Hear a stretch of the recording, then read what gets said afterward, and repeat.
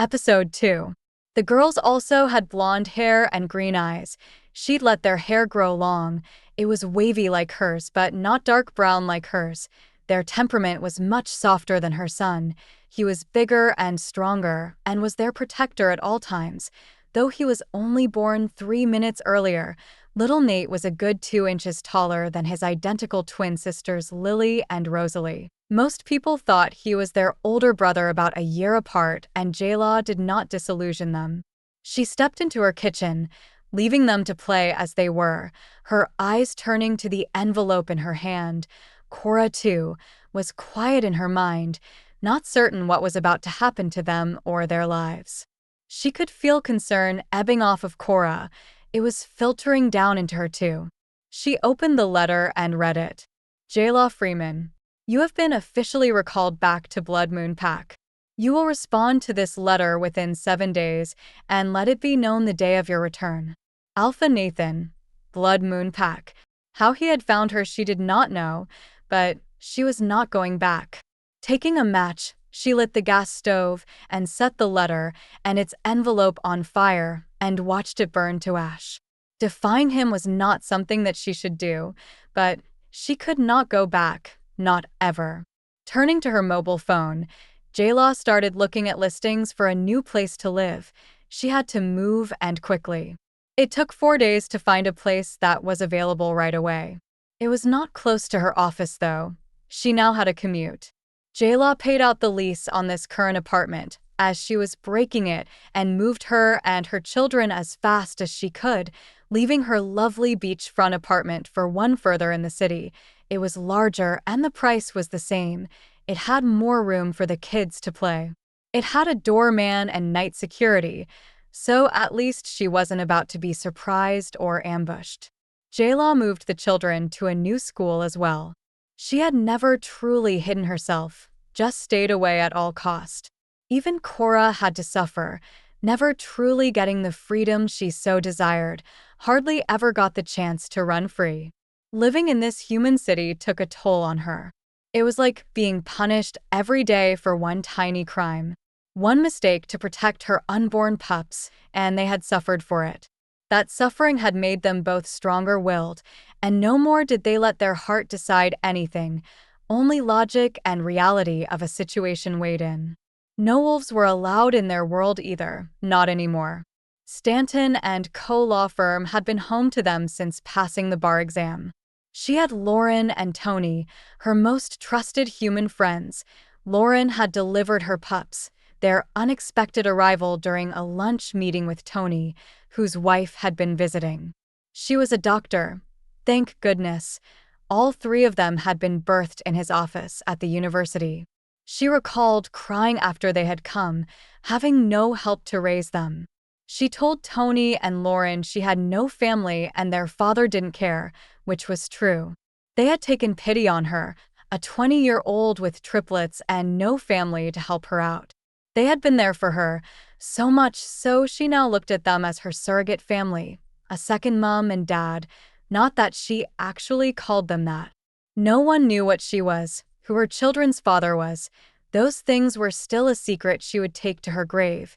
Humans had no idea about Wolfen society, and she was not allowed to let them in on the knowledge either. Wolfen society law. The next official letter arrived at her residence 10 days after she moved. A shiver ran through her. Moving had not worked. She returned it to sender, not at this address, and prayed to the goddess that would be the end of it. 2 weeks later, another letter came. Again, she returned it to sender, unopened, and with the same message. Not at this address in the human world. This would have been enough for them to get the message that the person they were looking for did not live at the address they had. Again, she prayed to the goddess that let this be the end of it. She couldn't go back. She could never return. He had ordered her as much. Nathan POV. In his hand was the second returned official letter he had sent to bring her back to the pack. The first had not been returned. He knew she would have opened it. Curiosity would have gotten the better of her if she had not felt the responsibility to answer her alpha's letter. Nathan knew that they had not parted on good terms, but it was time that Jayla returned home. He had seen her on TV by mere chance, standing outside the front of a courthouse speaking to the press about the case she had just won for a client she was representing in a high-profile divorce case. 6 long years had passed, and she seemed bright, strong, and filled with confidence. She had looked amazing dressed to kill in that dark blue skirt that was tight all the way down to her knees and a soft cream blouse which had clung to her body in the breeze. Her bright green eyes had seemed so full of life. Her comments to the press were straight to the point, no nonsense, and she didn't answer anything torrid or gossipy. Life away from the pack seemed to suit her. His chest had ached a little, knowing he was the reason why she was out there and not here. He and Havoc, his wolf, had watched her with great interest. She had always wanted to be a lawyer.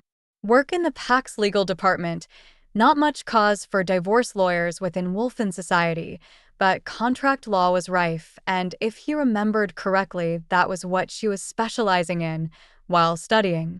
They had watched from the lounge in the common room his beta, Jackson, Gamma, Steven, and Delta. Ethan had all also seen her on the TV that night, as all 4 of them had been having a drink and hunting for a movie to watch to wind down after a long day. Jackson had been in charge of the remote and was flicking through the channels where her beautiful face had popped up on the screen. Her name and law firm were rolling across the bottom of the screen. It was a recap of the news of the day in the human world. None of them had seen her since that day, the day he had forced her to leave. She had left and never come back, just as he had ordered her to. Looking at her beautiful face, she had grown into a very beautiful young woman, just 26 now. Listening to her voice, he had felt a pang of regret and now realized he missed his longtime friend. They'd grown up together, trained together, and been lovers once. Now there was nothing and she was gone. Bring her home. Havoc had growled at him and had been relentless in the days that followed to bring her home. Just wouldn't shut up about it, and so he had agreed with his wolf and made the decision that it was time to bring her home to the pack where she belonged. So he had sent the first official letter to her after Jackson had tracked her down. It hadn't been that hard, less than a day. Clearly she wasn't hiding, just staying away. Now he sat in his office over a month later, annoyed and verging on angry. She had ignored the first letter, or so he thought. There was a possibility she had not gotten it, but he didn't think that was it. Jackson would not have made a mistake. They had all grown up together, and she had been just as good a friend with him as she had been with Nathan. Actually, Jackson had been really pissed off about her sudden leaving by Nathan's order. That day, Nathan had been angered, and so had Havoc, and they had responded without much thought. That fateful day he'd sent her away, acted solely on instinct, but had not given it much thought since that day either. Not till he had seen her on the TV. Full story is available at novelpalace.com. Click the link in the comment section to get it free.